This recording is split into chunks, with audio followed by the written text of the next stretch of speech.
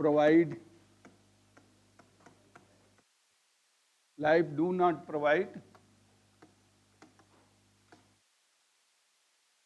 warranty and guarantee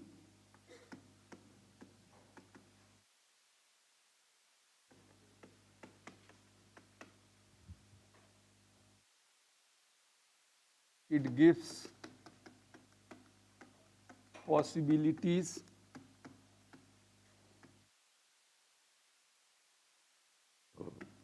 and opportunities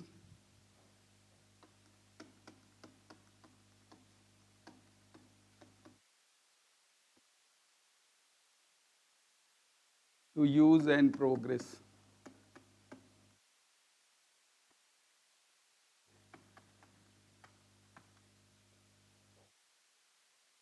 Life do not provide warranty and guarantee. It gives, S कर दें, it gives possibilities, POSSIBILITI, possibilities and opportunities to use and progress.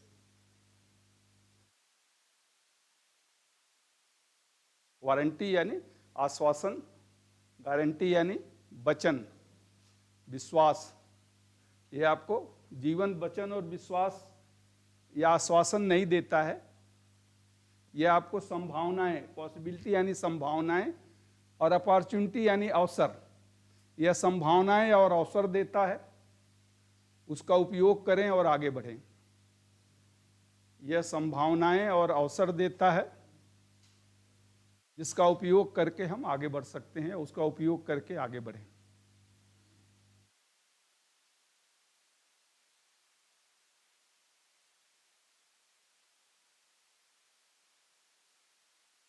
जीवन संभावनाएं और अवसर देता है, तो अवसर तो मिलता ही है, अब हम उसका कितना उपयोग करते हैं, किस प्रकार करते हैं, यह हमारे ऊपर डिपेंड करता है कि हम किस अवसर का कैसे उपयोग करते हैं।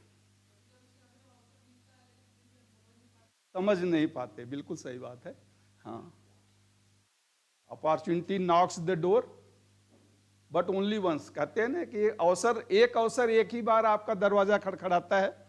आपने दरवाजा खोल दिया तो ठीक है, उस अवसर का उपयोग किया, लेकिन दूसरी बार जो अवसर है वो दूसरे रूप में आएगा, दूसरी तरह से आएगा। तो इसलिए जरूरी है कि हम उसे पहचानें और उसका उपयोग करें। चलिए, आज हम यूनिट 4 शुरू करेंगे।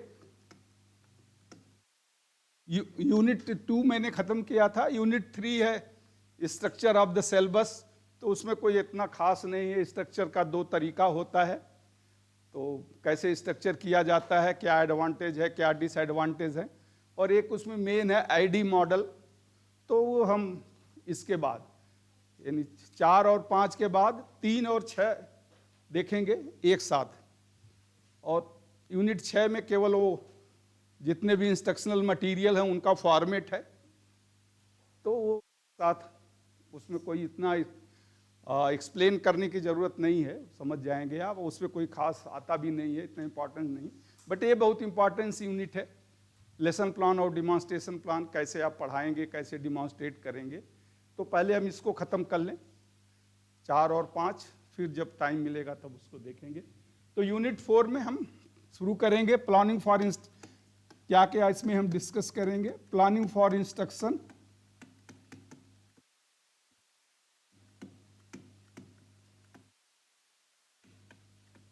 इंस्ट्रक्शन यानी अनुदेश, अनुदेश की planning for instruction and practice of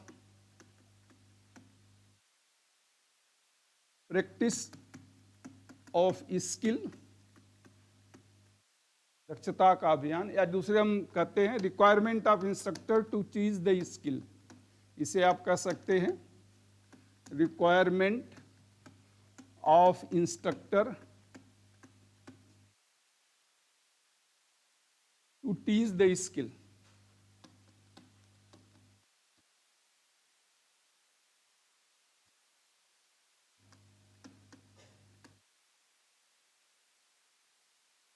Requirement of instructor to teach the skill.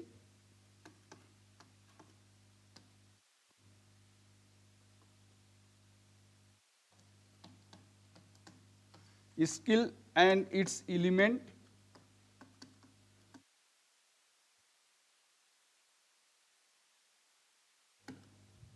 skill and its elements, phases of acquiring the skill,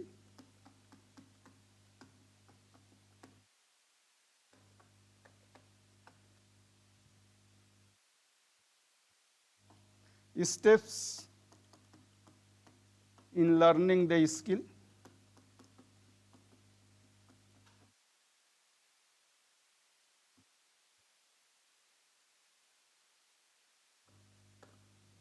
steps in learning the skill.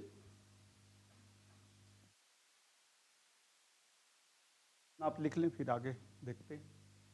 Planning for instructions and practice of the skill, यानी इसे एक तरह से कहते हैं requirement of instructor to teach the skill, skill and its elements, phases of acquiring the skill, steps in learning the skill. तो syllabus में भी है ये, खैर इसका आप देखेंगे तो मिल जाएगा आपको.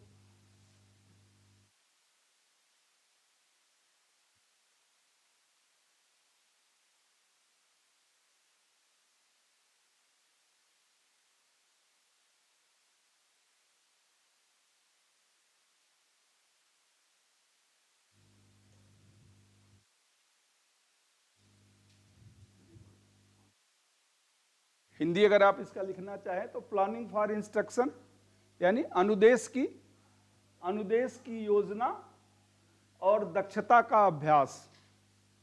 अनुदेश की योजना, इंस्ट्रक्शन यानी अनुदेश की योजना और दक्षता का अभ्यास.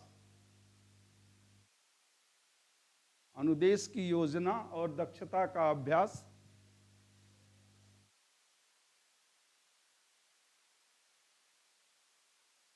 इसे हम दूसरे शब्दों में भी कहते हैं कि दक्षता बढ़ाने के लिए अनुदेशक की आवश्यकता, requirement of instructor to teach the skill. तो दक्षता बढ़ाने के लिए अनुदेशक की आवश्यकता, यानी अनुदेशक क्या क्या पढ़ाए और कैसे पढ़ाए, क्या जरूरत होती है उसकी कि दक्षता किस प्रकार पढ़ाए. दक्षता बढ़ाने के लिए अनुदेशक की आवश्यकता. दक्षता या कौशल, इसके लिए की बात है. स्किल एंड इट्स एलिमेंट्स, कौशल और उसके तत्व. स्किल एंड इट्स एलिमेंट, दक्षता और उसके तत्व. दूसरा, स्किल एंड इट्स एलिमेंट्स, दक्षता और उसके तत्व. तीसरा है phases of acquiring the skill, दक्षता प्राप्त करने की अवस्थाएं. दक्षता प्राप्त करने की अवस्थाएं, क्या फेजेज हैं? दक्षता प्राप्त करने की अवस्थाएं. दक्षता प्राप्त करने की अवस्थाएं. Steps in learning the skill, दक्षता सीखने का क्रम.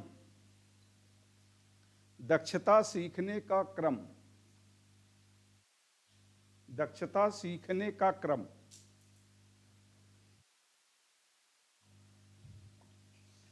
चौथा, पांचवा, क्वेश्चन एंड क्वेश्चनिंग टेक्निक.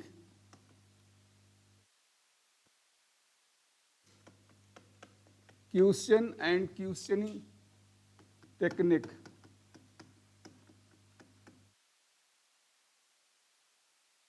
छठवां, lesson plan and demonstration plan.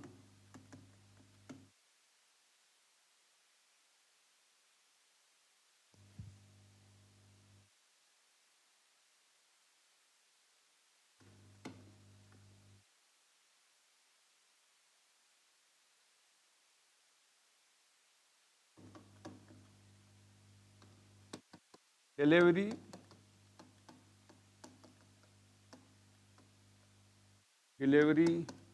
of different delivery techniques.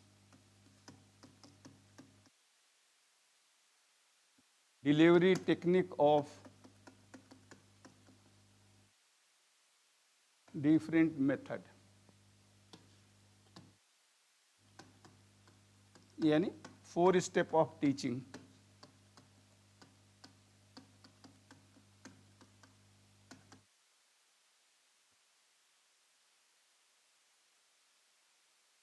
Delivery techniques of different method, यानी 4 steps of teaching. Question and questioning technique, lesson plan and demonstration plan, delivery technique of different method, 4 step of teaching, यानी प्रश्न और प्रश्न पूछने का तरीका, यानी प्रश्न बनाना और पूछना, प्रश्न बनाने और पूछने का तरीका, प्रश्न बनाने और पूछने का तरीका, क्वेश्चन एंड क्वेश्चनिंग टेक्निक, प्रश्न बनाने और पूछने का तरीका, lesson plan and demonstration plan, lesson plan को पाठ योजना कहते हैं, डिमॉन्स्ट्रेशन प्लान को प्रदर्शन योजना। तो पाठ योजना और प्रदर्शन योजना कैसे बनाते हैं, कैसे पढ़ाएंगे, मेन हमारा ये है, उस पर हम आएंगे, कैसे बनाएंगे और कैसे पढ़ाएंगे। और delivery techniques of different methods, delivery techniques of different methods, और लास्ट है बिहेवियरल ऑब्जेक्टिव। एक्चुअली हम इसको पहले ही पढ़ाएंगे, लेसन प्लान से पहले। अच्छा, 7वां, sorry, delivery technique of different method, यानी अनेक तरीकों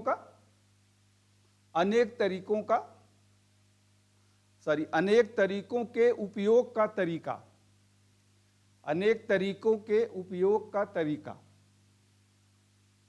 अनेक तरीकों के उपयोग का तरीका, और 4 स्टेप ऑफ टीचिंग, पढ़ाने का 4 क्रम, पढ़ाने का 4 क्रम जो होता है, उसी चारों क्रम को किस प्रकार उपयोग करेंगे, वही है इसका पढ़ाने का 4 क्रम।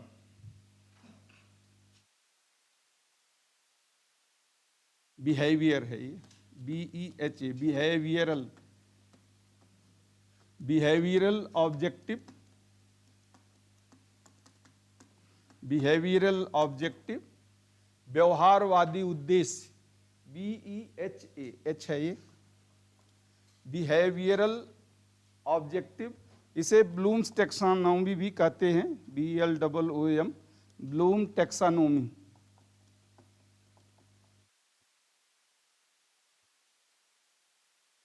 ब्लूम्स टेक्सानोमी या बिहेवियरल ऑब्जेक्टिव, इसको लेसन प्लान से पहले हम पढ़ाएंगे, इसको डिस्कस करेंगे क्या होता है, यानी क्वेश्चन और टेक्निक्स।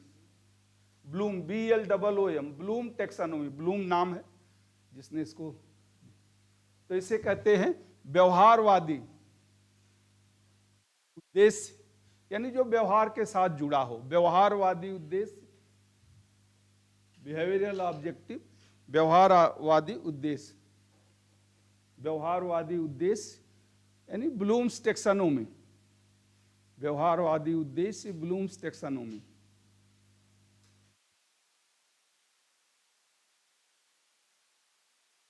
हो गया।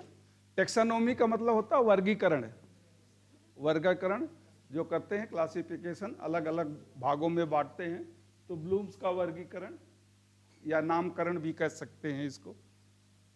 हो गया।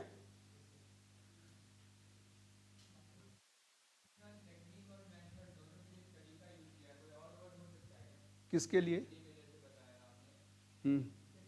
टेक्निक का मतलब होता है जो तकनीकी शब्दों को हम व्याख्या करते हैं, वो उसे हम टेक्निक कहते हैं। अब मेथड तो कहीं भी यूज कर सकते हैं, किसी भी कार्य को करने का तरीका, चाहे वो तकनीकी कार्य हो या कोई अलग से कार्य हो। हर कार्य को, घर में भी आप खाना खाने बैठते हैं तो उसका भी एक तरीका होता है, तो वहाँ वो मेथड यूज करते हैं।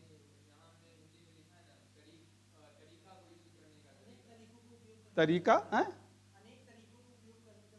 पढ़ाने के अनेक तरीकों का होगा ना। हाँ, पढ़ाने के अनेक तरीकों का उपयोग करने का तरीका, हाँ, मतलब किस तरह से उसको उपयोग करेंगे। अच्छा, नहीं कोई बात नहीं, वो तरीका उसका है, मतलब जो 4 स्टेप्स है ना, 4 स्टेप के हर तरीके को कैसे यूज करेंगे, कैसे उपयोग करेंगे। हाँ, विधि और प्रविधि, बिल्कुल सही। चलिए, तो अभी हम शुरू करते हैं। पहला, requirement of instructor to teach the skill.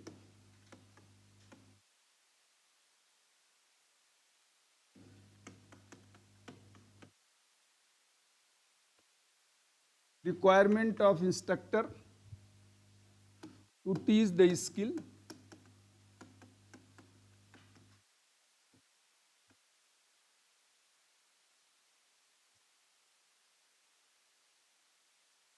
Requirement of instructor to teach the skill, जैसे दक्षता पढ़ाने के लिए शिक्षक की आवश्यकता, यानी क्या क्या शिक्षक को करना चाहिए जब वो दक्षता पढ़ा रहा हो। दक्षता पढ़ाने के लिए शिक्षक की क्या आवश्यकता होती है। तो पहला है motivation to teach. Motivation to teach, और इसे हम कहते हैं डिजायर। एक इच्छा होनी चाहिए कि मैं कुछ करूं या पढ़ाऊं। तो जब तक आपके मन में इच्छा नहीं होगी तब तक आप कुछ नहीं। एक मन का उत्साह हो, डिजायर हो, मोटिवेशन टू टीच। दूसरा है मैनिपुलेशन।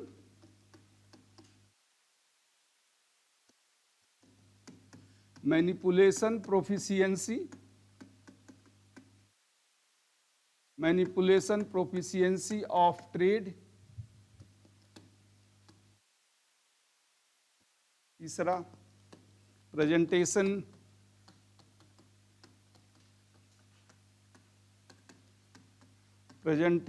स्किल। चौथा, demonstration skill.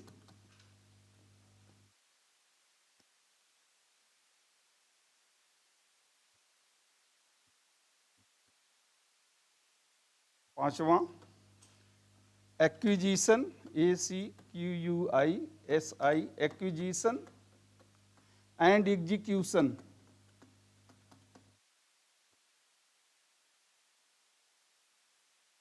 Of skill. Acquisition and execution of skill. और छठवां है इवेल्युएशन।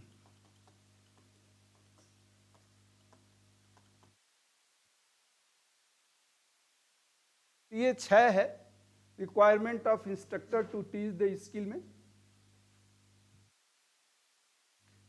क्या आवश्यकता है अनुदेशक की स्किल पढ़ाने के लिए, यानी क्या क्या उसकी आवश्यकताएं होती हैं, किस प्रकार वो अच्छी तरह स्किल को पढ़ा सकता है। तो ये उसकी आवश्यकता है। Motivation to teach, manipulation proficiency of trade, presentation skill, demonstration skill, acquisition and execution of skill and evaluation. ये कार्य उसे एक तकनीकी अनुदेशक के रूप में ये कार्य उसे करना चाहिए जो उससे ही संबंधित है, जो अनुदेशक से ही संबंधित है। हो गया, लिख लिया आपने। तो मोटिवेशन टू टीच यानी पढ़ाने के प्रति प्रेरणा या पढ़ाने में प्रेरणा। डिजायर यानी इच्छा शक्ति या डिजायर हो, पढ़ाने में प्रेरणा या पढ़ाने के प्रति प्रेरणा, जो भी आप लिखना चाहें। मैनिपुलेशन का होता है किसी काम को चालाकी से करना, लेकिन यहां मैनिपुलेशन का एक शाब्दिक अर्थ है हस्त कौशल, यानी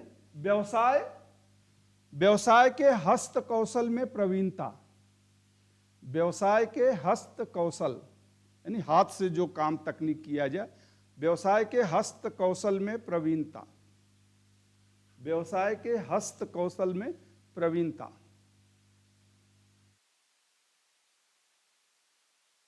हाथ से जो तकनीक किया जाता है। प्रेजेंटेशन स्किल, प्रेजेंटेशन यानी प्रस्तुतिकरण की दक्षता। जो पाठ योजना के अनुसार पढ़ाता है तो उसे प्रेजेंटेशन स्किल कहते हैं। तो प्रेजेंटेशन स्किल यानी प्रस्तुतिकरण की दक्षता, प्रस्तुतिकरण की दक्षता। डिमॉन्स्ट्रेशन यानी प्रदर्शन, जो स्किल के लिए पढ़ाए, वर्कशॉप में जो बताया जाता है उसे डिमॉन्स्ट्रेशन स्किल कहते हैं। डिमॉन्स्ट्रेट करना यानी प्रदर्शन की दक्षता, प्रदर्शन की दक्षता। प्रदर्शन की दक्षता, एक्विजिशन यानी प्राप्त करना, एग्जीक्यूशन यानी उसका उपयोग करना। तो दक्षता की प्राप्ति और उपयोग ऑफ स्किल है ना, तो दक्षता को स्वयं पहले प्राप्त करे और फिर उसका उपयोग करे, यानी विद्यार्थियों को बताए। एक्विजिशन यानी प्राप्ति, एग्जीक्यूशन यानी उपयोग या उसका क्रियान्वयन जिसे कहते हैं, अच्छी तरह से क्रियान्वयन करे। उपयोग, प्राप्ति और उपयोग, दक्षता की प्राप्ति और उपयोग या क्रियान्वयन, दक्षता की प्राप्ति और उपयोग या क्रियान्वयन। और इवैल्यूएशन यानी मूल्यांकन, तो जानते ही हैं लास्ट में होता ही है कि मैंने क्या किया, अच्छे से किया कि नहीं किया, क्या कमियां रह गई। तो वो हर कार्य के बाद मूल्यांकन अवश्य करना चाहिए। आप स्वयं भी मूल्यांकन कर सकते हैं। तो मूल्यांकन करना ये शिक्षक का या एक अनुदेशक का, तकनीकी अनुदेशक के ये कार्य होते हैं। चलिए, कोई डाउट, कुछ पूछना है? अब हम आते हैं एक एक पॉइंट्स में। जैसे मोटिवेशन तो पीछे हमने आपको बताया ही है। चलो, उस समय मोटिवेशन में ये छूट गया था, अभी हम इसको मोटिवेशन में क्या करना चाहिए? Mobilise the resources, mobilise the resources. अब रिसोर्स में क्या होता है? रिसोर्स में मैन का मतलब हो गया learner,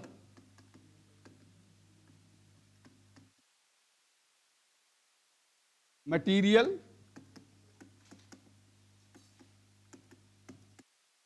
method and machine.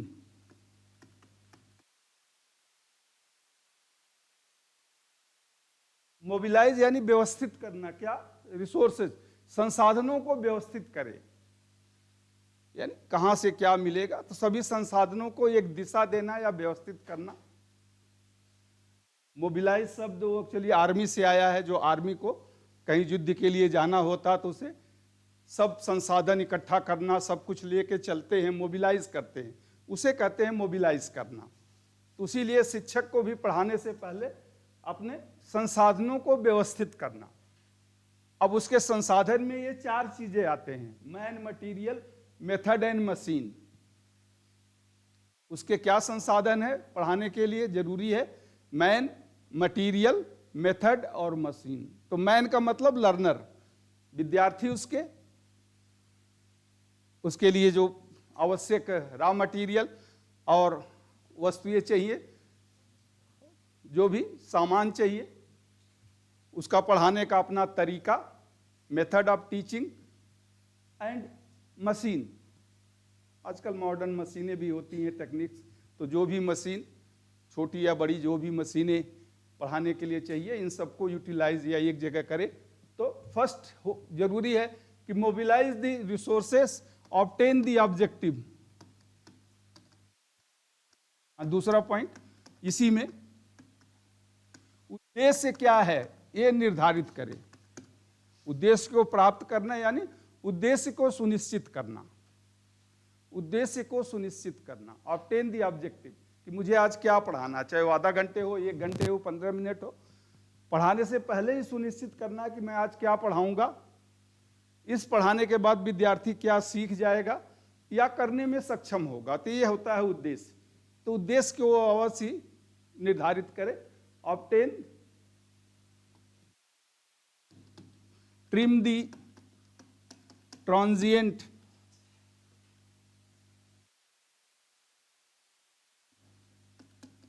Tendency.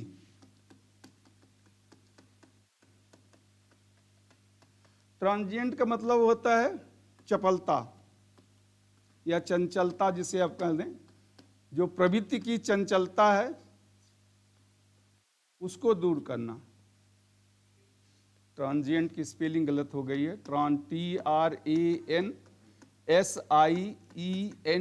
Transient,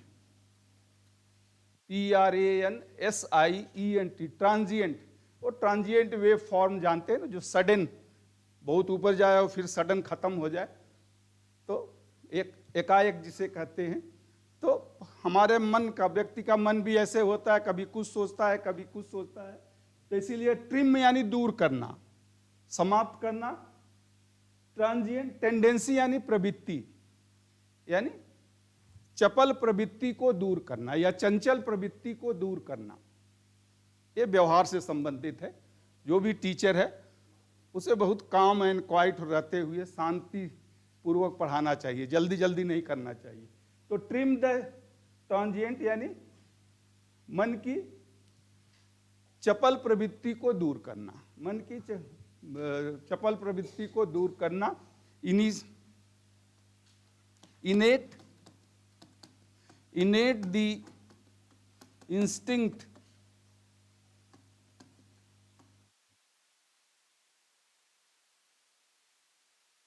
the instinct to initiate,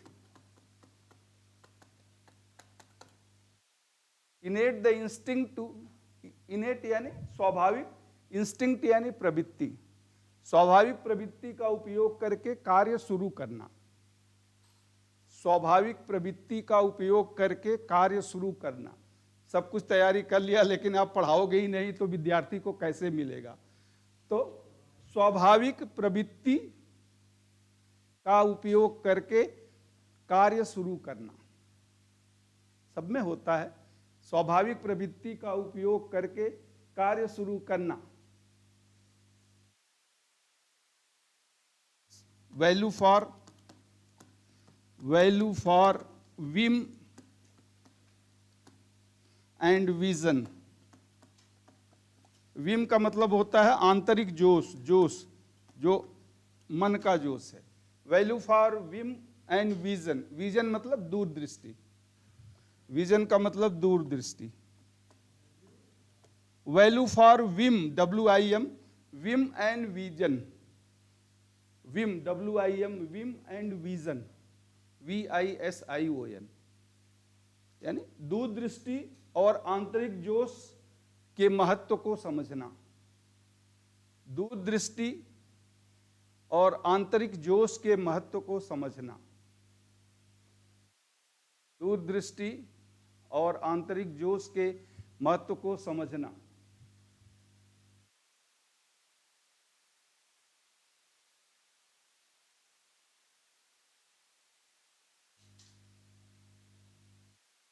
बता दें इसको।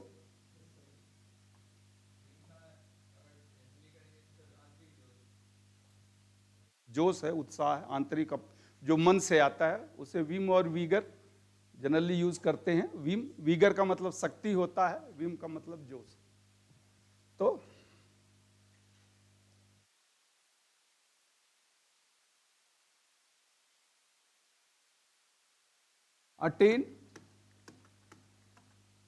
attain ability to teach,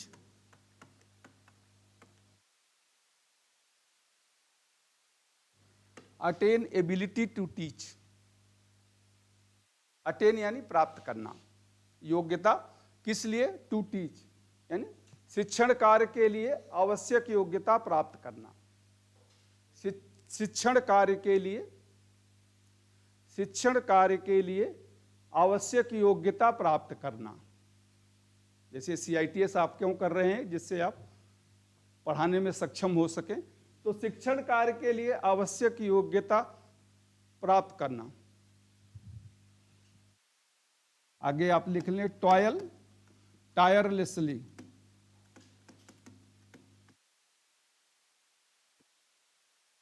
toil यानी, टॉयल का मतलब होता है मेहनत करना, मेहनत करना। टायर का मतलब थक जाना, टायरलेसली यानी बिना थके, बिना थके मेहनत करना यानी बिना थके कार्य करना। टॉयल टायरलेसली का मतलब बिना थके कार्य करना। टॉयल टायरलेसली बिना थके कार्य करना, बिना थके कार्य करना। आप टीवी पे एक एडवर्टाइजमेंट आता था JK टायर का, अभी आता है, हाँ अभी आता होगा, खैर मैंने इधर बहुत दिनों से देखा नहीं। तो उसमें क्या आता है?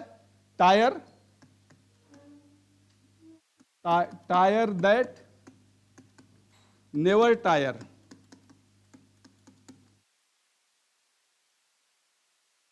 टायर दैट नेवर टायर, जो कभी थकता नहीं है, वह टायर जो कभी थकता नहीं है, टायर दैट नेवर टायर। तो उसी तरह से एक शिक्षक को कभी थकना नहीं है, the teacher that never tyre. तो कहने का अर्थ यही है कि हमेशा अपने कार्य के प्रति वो रहे।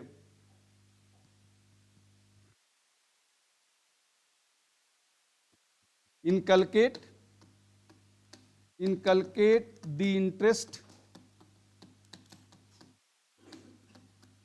inculcate the interest to imitate,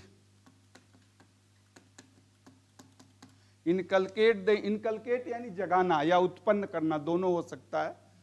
inculcate the interest to imitate, अनुकरण करने की रुचि को जगाना, तभी आप सीख सकते हैं। शिक्षक को भी पहले सीखना होता है, फिर सिखाना होता है।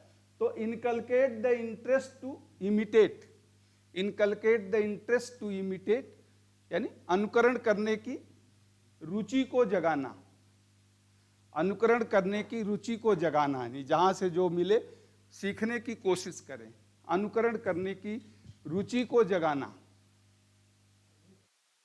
अनुकरण यानी नकल करना, किसी को कुछ देख के सीखना, अनुकरण करने की रुचि को जगाना। ओवरकम द ऑब्स्टेकल, बाधाओं को दूर करना। Overcome the obstacles, obstacles means बाधा, बाधाओं को दूर करना। शिक्षक का कार्य है कि शिक्षण कार्य में विद्यार्थियों की जो भी बाधाएं उन्हें दूर करना। Overcome, OVER, overcome the obstacles, बाधाओं को दूर करना। और ये सब अगर कर लेगा तो उसे सफलता जरूर मिलेगी। नैब द नीड, जिस आवश्यकता के लिए पढ़ा रहे थे उसे प्राप्त कर लेगा। नैब, नीड यानी आवश्यकता, नैब यानी पकड़ना, तो आवश्यकता की प्राप्ति हो जाएगी। आवश्यकता की, nab, NAB, nab the need, nab the need यानी आवश्यकता को प्राप्त करना, आवश्यकता को प्राप्त करना। तो पिछले सेशन में हमने मोटिवेशन के बारे में बहुत कुछ बताया था आपको, बट ये भी एक पॉइंट है इसमें कि शिक्षक को स्पेसिफिकली क्या करना चाहिए। तो पहले उसके संसाधन जो हैं उनको एकत्रित करें, जो भी उसको तरीका, ये नहीं कि कंप्यूटर नहीं होगा तो मैं नहीं पढ़ाऊंगा, या ये DLP प्रोजेक्टर या ये पावर पॉइंट नहीं है। जो भी संसाधन है, जो भी उपलब्ध संसाधन है, जहां आप ITI में पढ़ाने करें तो जरूरी नहीं कि वहां ये सब सुविधा मिले, बट जो भी संसाधन है उसको व्यवस्थित करके आप पढ़ाना शुरू कर दें। और पढ़ाने का उद्देश्य बहुत जरूरी है। कोई भी कार्य करें वो उद्देश्य रहित नहीं होना चाहिए, हर कार्य का एक उद्देश्य होता है। तो आधा घंटे भी पढ़ा रहे हैं तो आप क्या पढ़ा रहे हैं और विद्यार्थी क्या समझ जाएगा, ये आप अवश्य ध्यान में रखें, जरूरी है। और एकाग्र चित्त होके संयम के साथ क्रमबद्ध तरीके से पढ़ाएं। कभी भी पढ़ाने में जल्दी न करें कि जल्दी जल्दी खत्म करने की कोशिश करें, जिससे विद्यार्थी सीख, यानी अपने मन की चंचलता को दूर करने की कोशिश करें कि मन चंचल न रहे पढ़ाने समय। और आपके आंतरिक जोश पढ़ाने में तो अवश्य होना चाहिए, उत्साह दिखाएं। और दूरदृष्टि का मतलब है कि इससे क्या लाभ होगा भविष्य में। बच्चे अगर भविष्य में टेनिस कहीं जाता है तो क्या उसको मिलेगा, तो दूरदृष्टि ये टेनिस के लिए है। उसको देखते हुए कि नई चीज, नई टेक्निक जो ट्रेड की है उसको आप पढ़ाने की कोशिश करें, उसको आप पढ़ाने की कोशिश करें। और आपको योग्यता तो होनी चाहिए, हमने पहले भी डिस्कस किया था, आपको तकनीकी योग्यता हो, आपको एक पढ़ाने के लिए जो योग्यता है वो होनी चाहिए। पढ़ाया कैसे जाता है, आपका लैंग्वेज, भाषा, स्पीच, ये सब तो बताया गया है, उसमें कोई वो नहीं है, तो वो आपको हो। और कोशिश करें कि आप एक क्रमबद्ध तरीके से पढ़ाएं। और ऐसा नहीं कि आदमी है, टीचर भी एक आदमी, वो थकेगा नहीं, बट उसको शो मत करिए कि मैं थक गया हूं यार, जल्दी जल्दी खत्म करके जाता हूं। इसीलिए देखिए, जब भी देखें जो क्लास 1 और क्लास 2 अफसर्स होते हैं, उन्हें अगर वो सैटरडे या संडे को ऑफिस में आते हैं तो उन्हें छुट्टी नहीं दी जाती है। जबकि क्लास 3 और क्लास 4, अब तो खैर क्लास 4 नहीं रहा, क्लास 3 है, तो क्लास 3 और क्लास 4 की इंप्लाइज हैं, अगर वो छुट्टी के दिन ऑफिस आते हैं तो उसके लिए उनको एक अलग से छुट्टी दी जाती है, जिसे हम कंप्लीमेंट्री या कंपनसेटरी ऑफ कहते हैं। बट ऑफिसर्स को क्यों नहीं, अगर आया है तो? क्योंकि उनकी एक जिम्मेदारी होती है। तो इसीलिए शिक्षक भी है, वो अपना, भले वो थका हो, बात ये न दिखाए कि मैं एक थक गया हूं, अब नहीं करूंगा या नहीं पढ़ाऊंगा, बहुत हो गया, तो वो नहीं, कहने का मतलब ये है, वो नहीं होना चाहिए। शिक्षण की जो बाधाएं हैं उसे दूर करने की कोशिश करे, और ये सब अगर करेगा तो विद्यार्थी जिस प्रयोजन से सीख रहा है वो अवश्य ही सीख लेगा। चलिए, दूसरा है मैनिपुलेशन।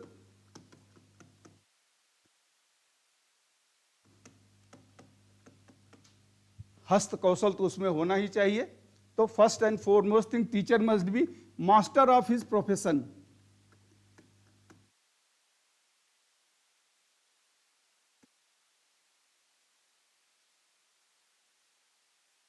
प्रोफेशन यानी व्यवसाय, अपने व्यवसाय में पारंगत हो, ये जरूरी है कि जो भी उसका ट्रेड है, उस ट्रेड का उसे अच्छा नॉलेज हो। मास्टर ऑफ हिज प्रोफेशन, तभी आपका सम्मान होगा, तभी आप विद्यार्थियों को जब अच्छे से पढ़ाएंगे तो विद्यार्थी भी आपका सम्मान करेगा। Master of his profession, master of his profession यानी जो भी उसका व्यवसाय है, अपने व्यवसाय में वो पारंगत हो, यानी अच्छा ज्ञान हो। Master of his profession. Anchor of achievement,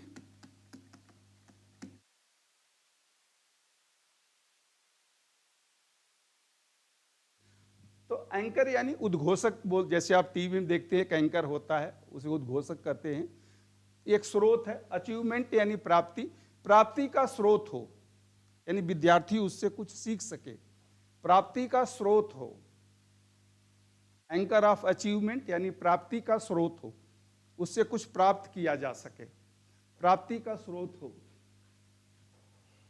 notion of नेटीनेस,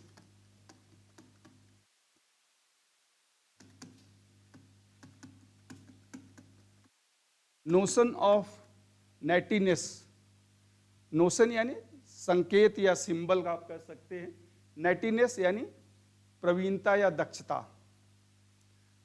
प्रवीणता का संकेत हो या प्रवीणता का प्रतिरूप हो, प्रवीणता का प्रतिरूप हो, यानी प्रवीण हो अपने कार्य में, अब दूसरों को भी प्रवीण बनाने में सक्षम हो। प्रवीणता का प्रतिरूप हो, प्रवीणता का प्रतिरूप हो।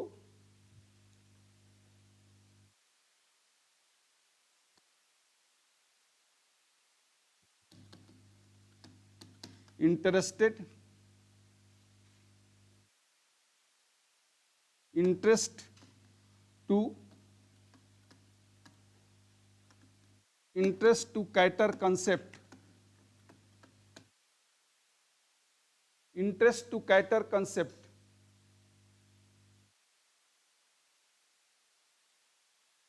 इंटरेस्ट टू कैटर कंसेप्ट यानी जो ज्ञान देना हो। कंसेप्ट का मतलब होता है अभिधारणा, बट यहां हम कहें जो ज्ञान आवश्यक हो विद्यार्थियों को, तो आवश्यक ज्ञान पोषित करने की रुचि, आवश्यक ज्ञान पोषित करने की रुचि, या आवश्यक ज्ञान विद्यार्थियों को प्रदान करना, आवश्यक ज्ञान विद्यार्थियों को प्रदान करना, आवश्यक ज्ञान विद्यार्थियों को प्रदान करना। इसे हम कहते हैं इंटरेस्ट टू इल्यूमिनेट भी आप लिख सकते हैं। इल्यूमिनेट का मतलब होता है प्रकाशित करना, बात वही है, यानी विद्यार्थियों को प्रकाशित करने की रुचि, विद्यार्थियों को प्रकाशित करने की रुचि का मतलब विद्यार्थी, इसीलिए मैंने पहले वो लिख दिया टू कैटर द कंसेप्ट, यानी जो ज्ञान उन्हें चाहिए वो ज्ञान उन्हें आप दें, तभी तो प्रकाशित होगा, तभी तो वो सीखेगा। तो विद्यार्थियों को इंटरेस्ट टू इल्यूमिनेट यानी ये होना चाहिए। प्रोपल्सन ऑफ, अगला point, propulsion of performance.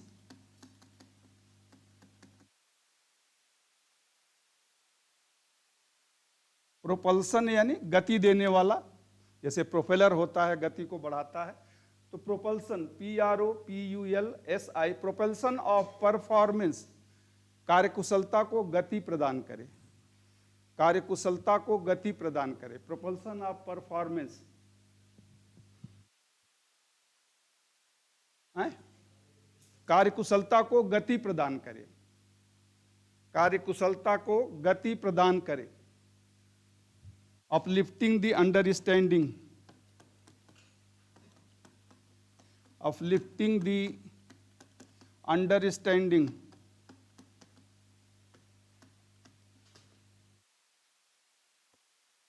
uplifting the understanding,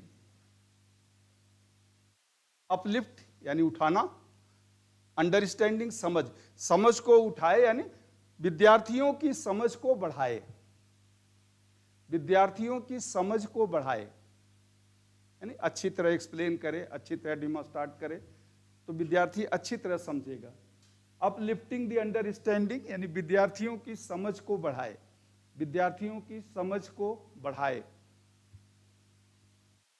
आगे आप लिख लें, laminate the learning, laminate the learning, laminate the learning. Laminate मैंने पहले भी बताया है, सुदृढ़ करना, एक के एक परत बनाना, लैमिनेट का मतलब होता है परत बनाना।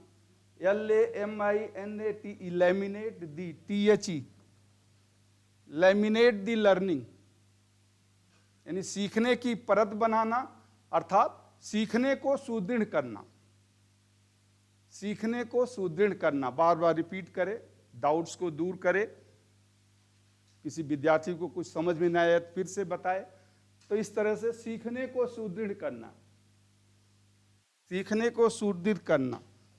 आर्क ऑफ, अगला पॉइंट लिख लें, ARC, arc of action, arc of action, arc of action, arc ARC, arc ARC, arc of action. Arc यानी किसी चीज को जलाना या ज्वलनशील करना, एक्शन यानी क्रियाशीलता, तो क्रियाशीलता को प्रज्वलित करता है यानी विद्यार्थियों की क्रियाशीलता, क्रियाशीलता को प्रज्वलित करता है, क्रियाशीलता को प्रज्वलित करता है, क्रियाशीलता को प्रज्वलित करता है।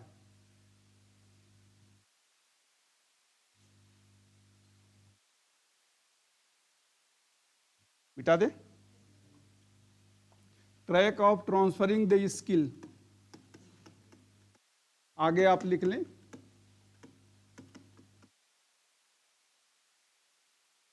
Track of transferring the skill,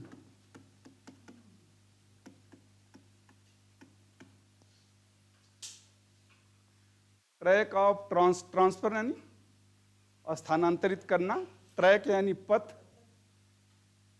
तो शाब्दिक अर्थ तो इसका होगा कि दक्षता को स्थानांतरित करने का पथ है, लेकिन इसको विद्यार्थियों तक दक्षता पहुंचाता है, विद्यार्थियों तक दक्षता पहुंचाता है यानी विद्यार्थियों को दक्षता देता है, सीधी सी बात है, विद्यार्थियों को दक्षता देता है।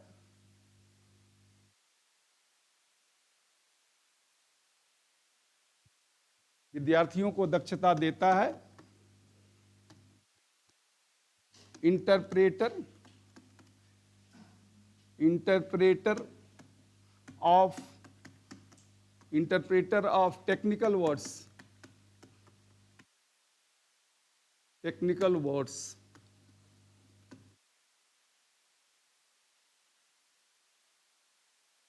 इंटरप्रेटर ऑफ टेक्निकल वर्ड्स,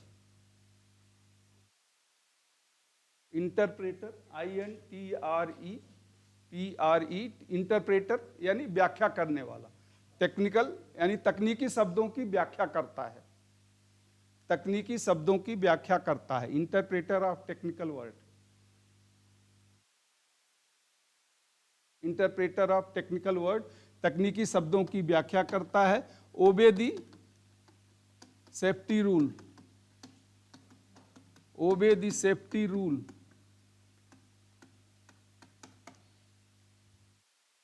सुरक्षा के नियमों का पालन करता है। ओबे दी सेफ्टी रूल, सुरक्षा के नियमों का पालन करता है। ओबे दी सेफ्टी रूल,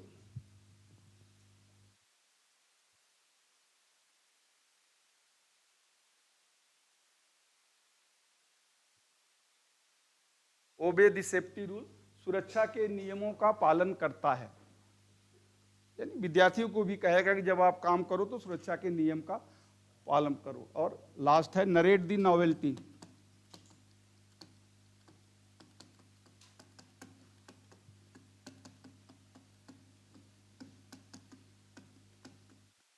नॉवेल्टी यानी नयापन, नरेट व्याख्या करना यानी कुछ नयापन बताता है या नए तथ्य को बताता है, नई तकनीक नए तथ्य को बताता है, नई तकनीक या नए तथ्य को बताता है, नई तकनीक और नए तथ्य को बताता है।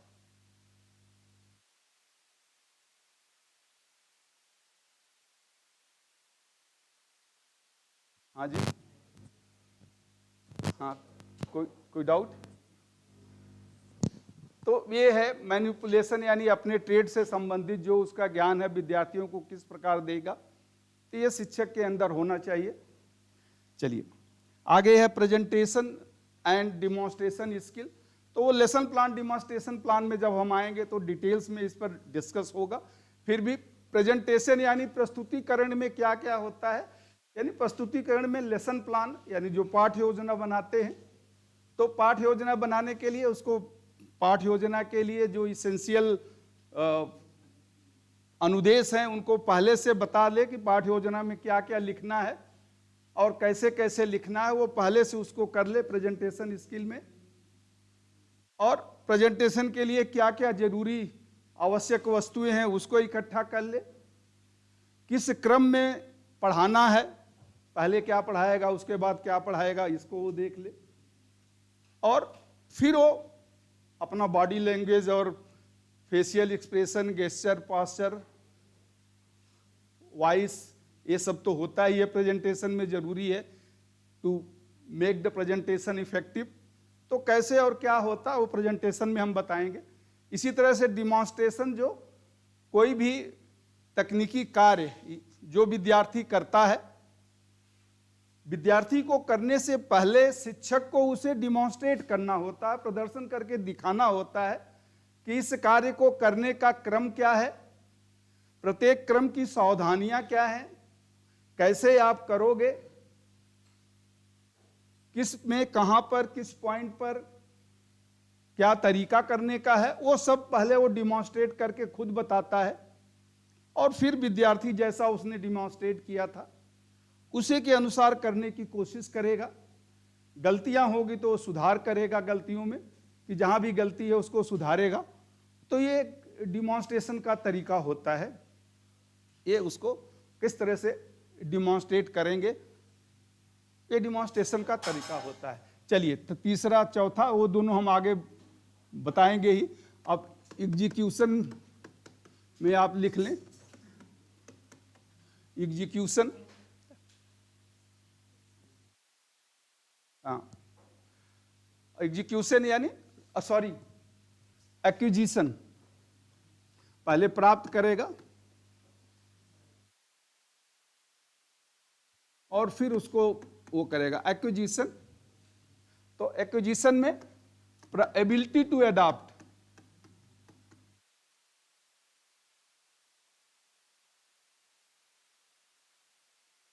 कार्य के अनुसार ढालने की योग्यता, कार्य के अनुसार ढालने की, स्वयं को ढालने की योग्यता, ability to adopt, ADOPT, adopt यानी ढाल लेना अपने को।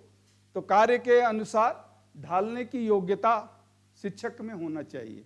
ability to adapt, capability to explain and demonstrate.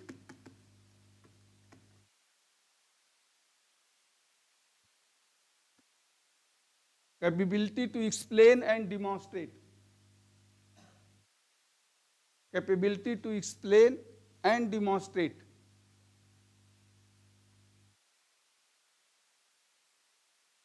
Explain यानी व्याख्या करना, डिमॉन्स्ट्रेट प्रदर्शन करना।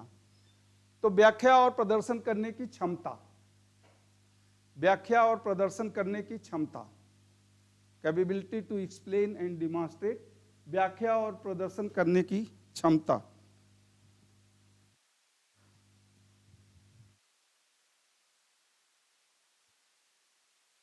व्याख्या और प्रदर्शन करने की क्षमता।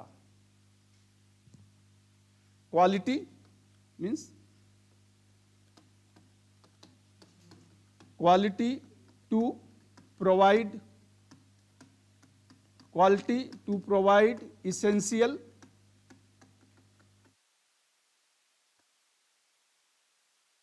Instruction, quality to provide essential instruction, quality to provide essential instruction, quality to provide essential instruction, यानी आवश्यक अनुदेश देने की गुणवत्ता, आवश्यक अनुदेश प्रदान करने की गुणवत्ता, आवश्यक अनुदेश प्रदान करने की गुणवत्ता, आवश्यक अनुदेश प्रदान करने की गुणवत्ता की जो कुछ दिया है उसको अच्छी तरह से उसको दे सके। Use the available resources, use the available resources effectively,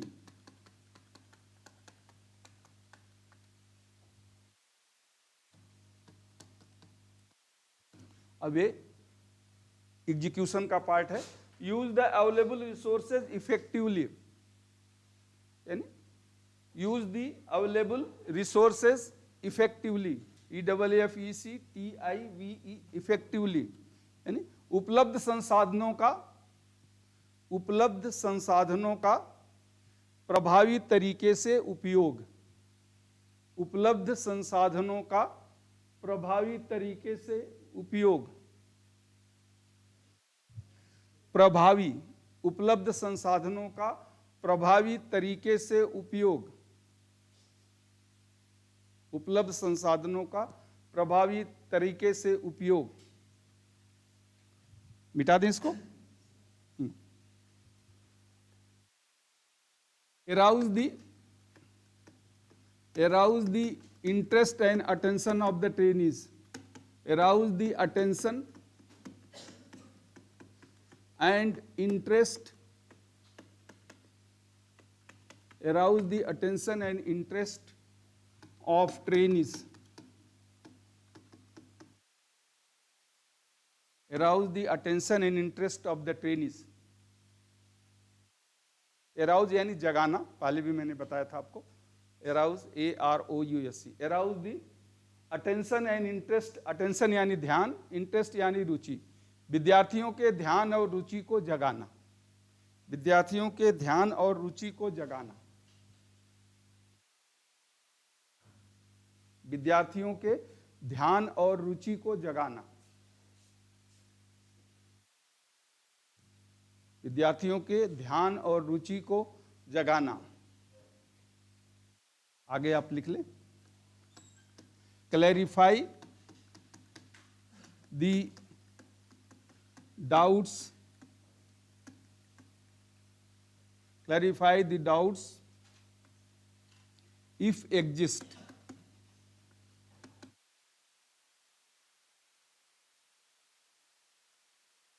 clarify the doubts if exist, clarify the doubts if exist। विद्यार्थियों के संदेह या दुविधा, विद्यार्थियों की दुविधा यदि कोई हो तो उसे दूर करना, विद्यार्थियों की दुविधा यदि कोई हो तो उसे दूर करना। तो ये कुछ पॉइंट्स हैं, और भी हो सकता है, इतना ज़्यादा डिटेल्स आगे भी आएगा, इसलिए मैं इसको इतना डिटेल्स में नहीं जा रहा हूं कि पहले भी खुद, क्योंकि एक कहावत है कि मैंने पहले बताया था कि अगर मोमबत्ती जब जलती है तभी प्रकाश देती है, उसी प्रकार से जब शिक्षक स्वयं ज्ञान ग्रहण करेगा तभी वो दूसरे को ज्ञान दे सकता है। तो इसलिए ऐसा नहीं कि हम अपने ट्रेड के एग्जाम को पास कर लिए हैं तो हम सब कुछ जान गए हैं, वो तो एक रिक्वायरमेंट्स है आपको। लेकिन जब आप एज ए इंस्ट्रक्टर्स होते हैं तो अपने ट्रेड का आपको नवीनतम जो जानकारियां हैं, नवीनतम जो रिसर्च हो रहे हैं उसकी जानकारी होना चाहिए और वो आप क्लास में बताएं। तो पहले खुद ज्ञान अर्जित करें, वो होता है एक्विजिशन, और फिर उन्हें विद्यार्थियों को बताएं। कैसे बताएं? एक्सप्लेन करें, डिमॉन्स्ट्रेट करें, प्रेजेंट करें, और उसके तरीके अलग अलग हैं, उसको आप प्रेजेंट कर सकते हैं। चले नेक्स्ट है इवैल्यूएशन। मैंने पहले भी बताया था फर्स्ट चैप्टर में। तो इवैल्यूएशन में मूल्यांकन करना होता है कि विद्यार्थी ने क्या सीखा, क्या कमियां रह गईं, और जो कमियां हैं उसको बताना होता है। ऐसा नहीं कि आप केवल मूल्यांकन करके छोड़ दें, बताएं कि आपकी ये कमी है, कोई जॉब आपने बनाया है या कुछ भी सोल्डरिंग ही किया है, तो सोल्डरिंग में अगर कुछ कमी है तो उसको बता देना, जिससे नेक्स्ट टाइम उसको आप सुधारो। अगर आप बताएंगे नहीं तो फिर अगली बार भी वही गलती होगी। तो और अगर जब आप टेस्ट हो अगर ले रहे हैं तो पहले से बता दें कि भाई एक मार्किंग स्कीम है, ये गलती करोगे तो इतने नंबर कट जाएंगे, ये सही करोगे तो इतने नंबर मिल जाएंगे, और ये इसके अनुसार मैं आपका मार्किंग करूंगा या फिर ग्रेडिंग बनाऊंगा। तो ये एक इवैल्यूएशन का तरीका होता है, वो आगे भी आएगा इवैल्यूएशन, इसलिए हम इवैल्यूएशन में ज़्यादा नहीं जाते हैं। अब हम आगे का जो तरीका है, आगे हम चलते हैं basic elements, skill and it's basic element. Skill and it's basic element.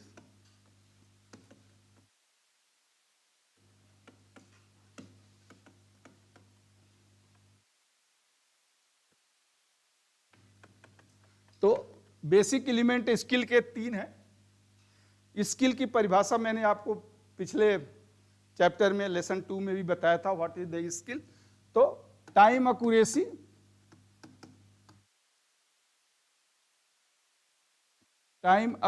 And workmanship.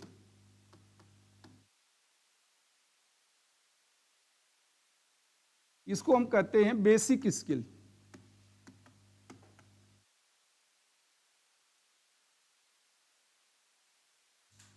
Skill and it's basic element. तो ये 3 है, टाइम, एक्यूरेसी एंड वर्कमैनशिप, ये तीनों कहा जाता है बेसिक स्किल।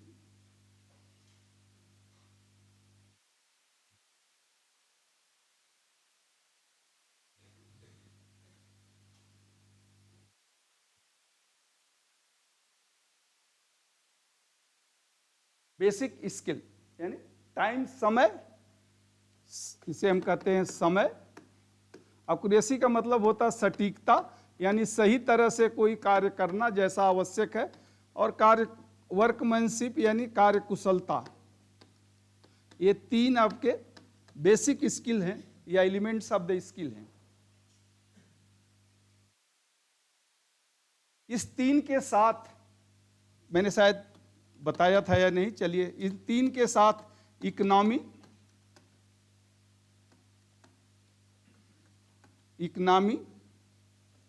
जजमेंट, शायद बताया नहीं, फिर भी कोई बात नहीं, चलिए लिख लीजिए। Judgement, cooperation,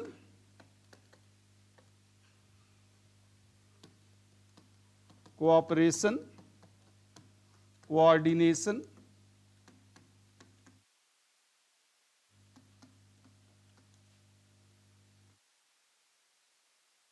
method,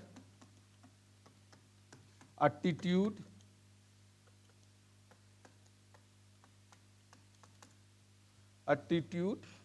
technical,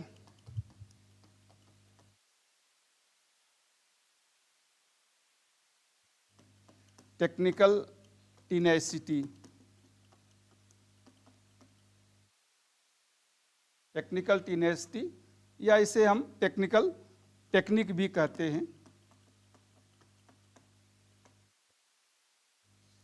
tenacity का टेक्निक भी होता है, टेक्निकल टेक्निक भी आप लिख सकते हैं सरल भाषा में। तो इसके साथ अगर इसको जोड़ दें तो ये हो जाएगा एलिमेंट ऑफ द स्किल, यानी बेसिक हट जाएगा, element of the skill.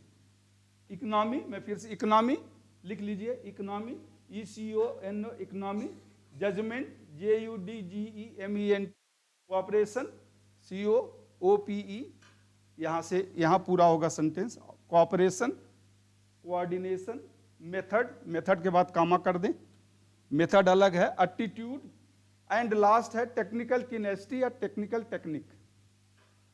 Technical tenacity और टेक्निक यानी तकनीकी तरीका, किसी कार्य को करने का तकनीकी तरीका, टेक्निकल टेनेसिटी।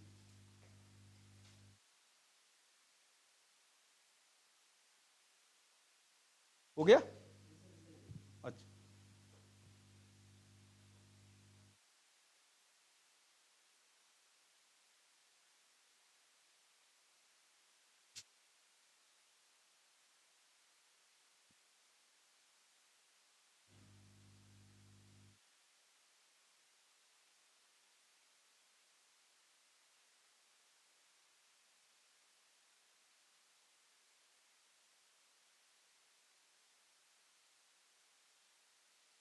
इकोनॉमी की हिंदी मितव्ययता, मितव्ययता, जजमेंट निर्णय, कोऑपरेशन सहयोग, कोऑपरेशन को सहयोग कहते हैं, और कोऑर्डिनेशन समन्वय,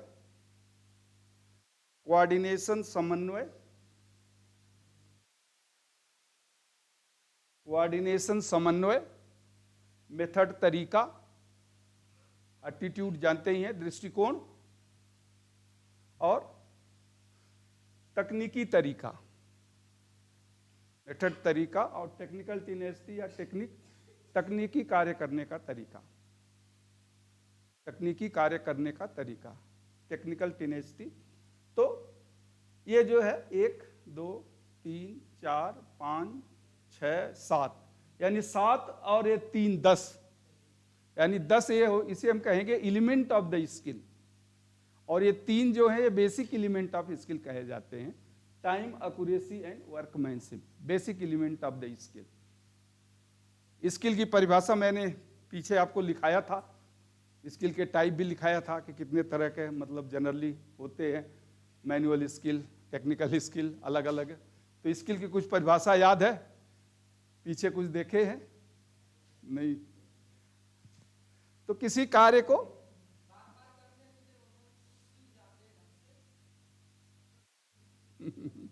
वो तो स्किल सीखने का तरीका हो गया ना, तो वो तो सीखे,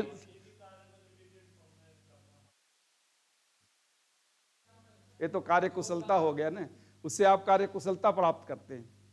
किसी कार्य को कार्य के तरीके के अनुसार करने की योग्यता को दक्षता या स्किल कहते हैं। वो हो ही गया, जो किसी कार्य को कार्य के अनुसार जो उसका क्रम होगा, तो कार्य के अनुसार जब आप करेंगे, अगर आपने त्रुटि कर दिया तो कार्य के अनुसार आपने नहीं किया। तो मैंने इसीलिए बोला ना, किसी कार्य को कार्य के अनुसार करने की योग्यता को, यानी कार्य के अनुसार मतलब जो उसका क्रम है, जो उसका तरीका है। तो किसी कार्य को करने के लिए 2 चीजें जरूरी होती हैं, नोइंग एंड डूइंग, यानी पहले उसका क्रम जानना जरूरी है, to know the sequence of doing the work and doing accordingly that, पहले क्रम जानना और उस क्रम के अनुसार कार्य करना दक्षता है। रिपीटिशन तो उसको दक्षता प्राप्त करने का तरीका है रिपीटिशन, लेकिन जब आपने दक्षता प्राप्त कर लिया तब उसे आप कहेंगे कि आप अब दक्ष हो गए। आप कंप्यूटर में कुछ करने में कोई सॉफ्टवेयर आपने जब सीखा होगा या सीखते हैं तो कितनी गलतियां करते हैं, फिर जब आप सीख लेते हैं तो एक क्रम उसका बन जाता है और उसी क्रम को आप बार बार फॉलो करते हैं, तो उसे हम दक्षता करता है, उसे हम दक्षता या उसकी स्किल या उसे कौशल कहते हैं। तो to perform a work with the same quality, to perform a work with the same quality in minimum time, minimum expenditure of energy, minimum wastage of raw material, up to required standard is skill। तो इसकी ये पूरी परिभाषा है। किसी कार्य को निश्चित समय में निश्चित क्रम के अनुसार कम से कम कच्चा माल का उपयोग करते हुए एक निश्चित गुणवत्ता तक करने की योग्यता को दक्षता कहते हैं। या simple proper coordination between mind and muscle to perform a work according to the quality is skill. तो स्किल की बहुत सी परिभाषाएं हैं, but repetition is not the skill. Repetition is the process of acquiring the skill. Repetition is not the skill कि आप किसी बार को बार बार करते हैं, तो बार बार क्यों करते हैं? जिससे आपको स्किल प्राप्त हो जाए। तो स्किल प्राप्त करने का वो तरीका है, वो स्किल नहीं है। ठीक है, तो चलिए इसमें हम टाइम एक्यूरेसी वर्कमैनशिप पे थोड़ा थोड़ा बताएंगे, लेकिन अभी आज हम इसको खत्म कर देते हैं। जो दूसरा है phases of acquiring the skill, क्या होते हैं, फिर हम उस पर आएंगे। Phases of acquiring the skill.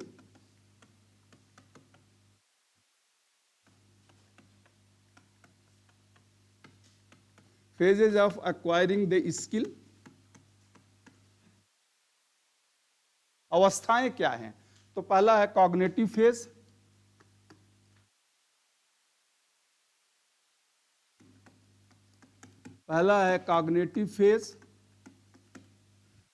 दूसरा होता है फिक्सेशन,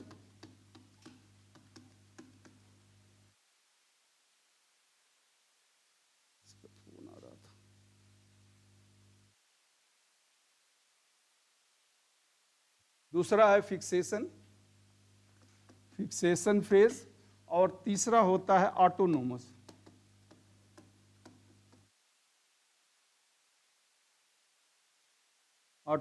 फेज। तो ये ज्ञान की अवस्था इसे कहते हैं। ज्ञान की अवस्था इसे कहते हैं स्थितीकरण। स्थितीकरण की अवस्था, और ये होता है स्वतः संचालन की अवस्था।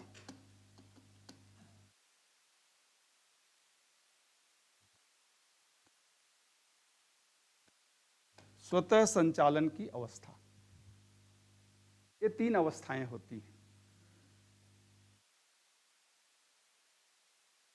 तो पहला होता है कॉग्निटिव फेज यानी ज्ञान की अवस्था, दूसरा होता है फिक्सेशन फेज स्थितीकरण की अवस्था।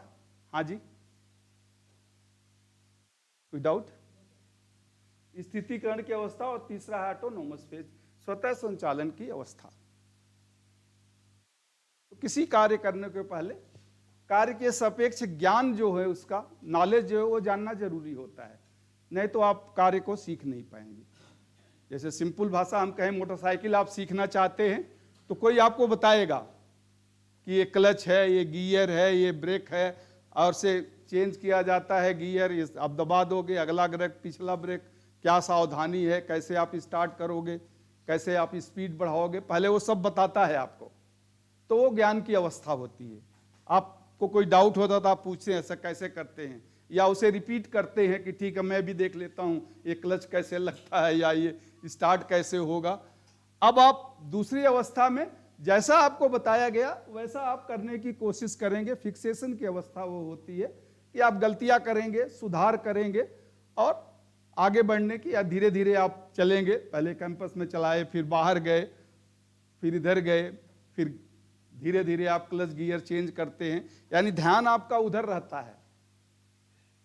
1 महीने 2 महीने 4 महीने बाद जब आप सीख जाते हैं, मोटरसाइकिल चलाना या स्कूटर चलाना सीख जाते हैं, तो अब आपको माइंड की जरूरत नहीं पड़ती है। एक बार आपने स्टार्ट किया, क्लच चेंज कर दिया, तो मसिल सी ऐसी ट्रेंड हो जाती है कि उतना ही प्रेशर देगा क्लच पे।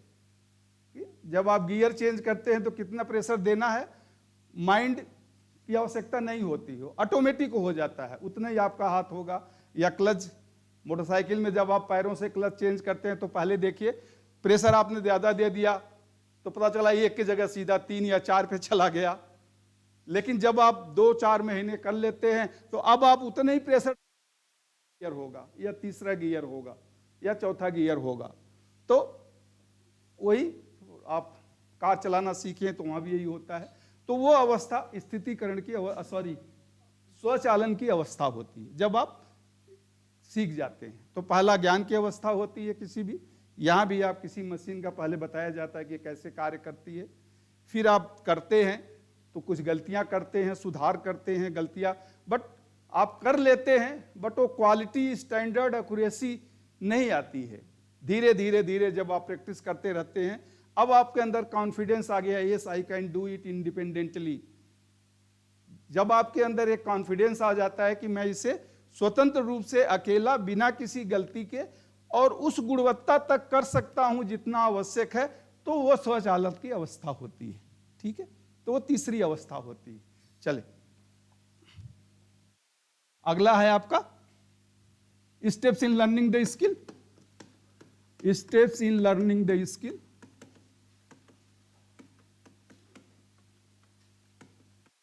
Steps in learning the skill. Steps in learning the skill. क्या क्रम है? दक्षता सीखने का क्रम। दक्षता सीखने का क्रम, तो पहला है ऑब्जर्वेशन। ऑब्जर्वेशन, और दूसरा है पार्टिसिपेशन,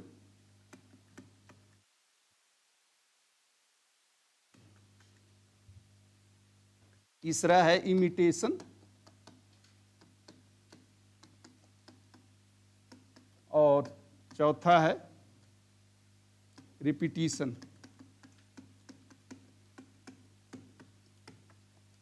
तो आप कह रहे थे रिपीटिशन बहुत जरूरी है, तो रिपीटिशन, ये 4 क्रम है।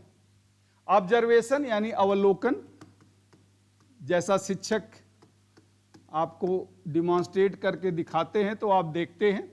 पार्टिसिपेशन, सहभागिता, अब आप प्रश्न पूछते हैं अगर कोई डाउट होता है, सहभागिता।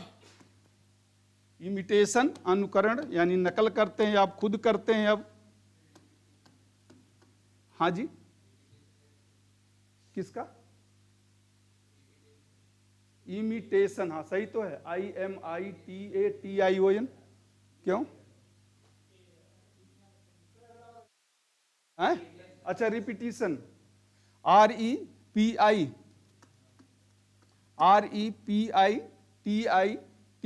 रिपीटिशन, रिपीट करना यानी बार बार करना, पुनरावृत्ति।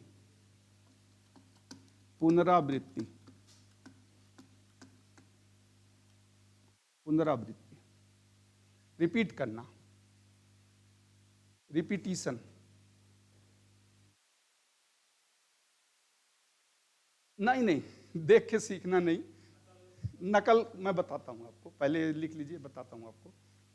ये मतलब ये हमारे स्किल में यहाँ पे जो आप सीखते हैं उस क्रम में ये है।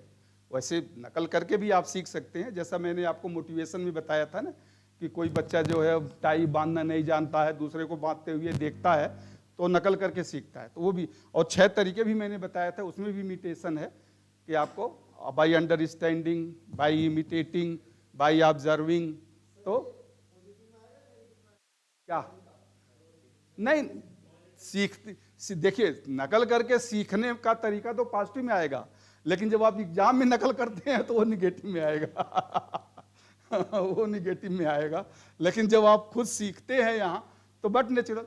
अब इसमें देखिए ऑब्जर्वेशन, यहाँ क्या होता है, जैसा मैंने बताया कि शिक्षक जो है किसी भी कार्य को खुद डिमॉन्स्ट्रेट करता है, यानी पहले वो उसका तरीका बताएगा, जैसे हाफ वेव रेक्टिफायर बनाना है या कोई ऑसिलेटर्स को असेंबल करना है या किसी ट्रांजिस्टर को फॉरवर्ड बायसिंग में जोड़ना है, तो इसके क्या तरीके हैं, क्या क्रम है, क्या टूल्स और इक्विपमेंट होंगे, क्या रॉ मटेरियल्स होंगे, वो सब एक क्रम है। वो हम आएंगे डिमॉन्स्ट्रेशन में तो आपको बताएंगे कैसे करना होता है।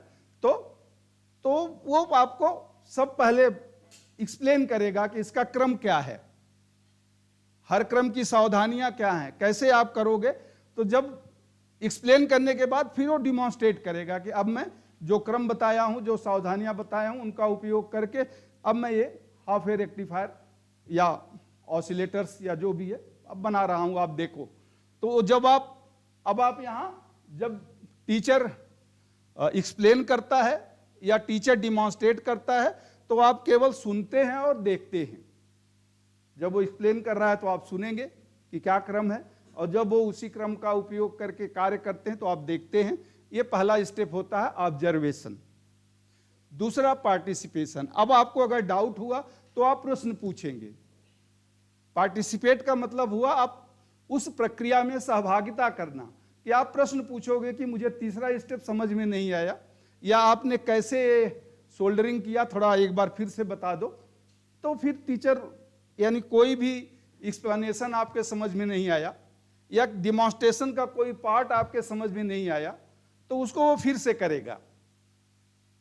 यानी जो विद्यार्थियों को डाउट है उसे क्लैरिफाई करने के लिए या तो फिर से बता देगा या उसी भाग का कि सोल्डरिंग कैसे किया था वो करके फिर से दिखा देगा। तो ये दूसरा होता है पार्टिसिपेशन। अब आप जैसा देखे हैं, जैसा आपने सुना है, आपका डाउट भी क्लियर हो गया। अब आप इमिटेट यानी खुद उसी क्रम को जैसा आपने देखा है, जैसा आपने सुना है, अब आप खुद करिए। वो इमिटेशन होता है। अब आप उसको खुद करिए और उस दक्षता को करिए। पहली बार कुछ गलतियां होगी, जब गलतियां होगी तो शिक्षक होंगे वहां पे, टीचर होंगे, वो आपको बताएंगे कि नहीं आपने ये गलत किया, ऐसे नहीं ऐसे करो। आप कोई टूल्स गलत पकड़ रहे हैं, आप सोल्डरिंग आयरन गलत पकड़ रहे हैं, स्क्रू ड्राइवर्स गलत पकड़ रहे हैं, तो बताएंगे ऐसे नहीं ऐसे है, ऐसे गलत हो जाएगा, आप गलत हैबिट सीख लोगे। देखिए बचपन में जो लेफ्ट हैंड से लिखना शुरू करते हैं, अब जब वो बड़े हो जाते हैं तो क्या राइट हैंड से उतनी अच्छी तरह लिख सकते हैं? हम सभी राइट हैंड से लिखते हैं क्योंकि बचपन से ही एक आदत पड़ गई है। तो इसी तरह से अगर टूल्स और इक्विपमेंट कुछ भी आप गलत तरीके से अगर उपयोग करेंगे 2 4 10 बार तो फिर वो गलत आदत पड़ेगी, तो उसको ये सुधारता है। अब आपने कार्य तो कर लिया लेकिन क्वालिटी नहीं आई, समय आपने ज्यादा लिया, जो हमें स्टैंडर्ड एक्यूरेसी चाहिए, जो वर्कमैनशिप चाहिए वो नहीं आई। तो वर्कमैनशिप, स्टैंडर्ड और क्वालिटी के लिए अब आपको उसी क्रम में बार बार रिपीट करना होगा, 2 बार 3 बार। ये होता है, चलो भाई आप कहते हो तो ये मान लेता हूं, मैंने ये तो लिखा ही था पहले ही, कोई बात नहीं, वो ठीक है यार। देखो ज्यादा समझ में आ गया ना रिपीटिशन का मतलब क्या है, तो इसलिए ज्यादा स्पेलिंग तो फिर भी मैं ये नहीं कहूंगा कि आप गलत स्पेलिंग लिखो, लेकिन ये ग्रामेटिकल क्लास नहीं है हमारा, टेक्निकल क्लास है, तो 1-2 स्पेलिंग से कोई फर्क नहीं पड़ता, फिर भी कोशिश करेंगे कि गलत ना हो। मुझे लगा कि ई ही होगा तो मैंने ई ही लिखा था, लोग आप लोगों ने कहा गलत है तो मैंने आई कर दिया। भाई मेजोरिटी का जमाना है, मेजोरिटी जिधर जाएगी, इलेक्शन हो रहा है आजकल 5 राज्यों में, तो देखिए कौन किसको चुनता है। तो जब आप कह दिए ई होगा, आई होगा तो मैंने आई कर दिया, अब आप कह रहे हो ई होगा तो मैंने ई कर दिया, बट वैसे ई होता है, REPETIT रिपीटिशन। तो ये इसके स्किल्स के तरीके हैं, ये how to acquire the skill प्राप्त करने के ये तरीके होते हैं। तो ये तीनों में से जरूर एग्जाम में भी आता है, आपके ऑब्जेक्टिव में आएगा, अब बहुत कंफ्यूजिंग भी होता है, इसलिए इसको आप लोग elements of basic elements of skill 3 मैंने बताया, एलिमेंट्स ऑफ स्किल 10 बताया, phases of acquiring the skill 3 है, और steps in learning the skill 4 है। तो इसमें कंफ्यूज मत करिए, 1 बार 2 बार आप पढ़ लेंगे याद हो जाएगा, कोई न कोई इसमें जरूर आता है। एग्जाम में भी आता है और वैसे भी ये जरूरी भी है, तो स्किल के लिए भी ये जरूरी है। तो कोई डाउट है, कुछ पूछना है? नहीं तो हम, हाँ, तो फिर हम अब अगला आपका आएगा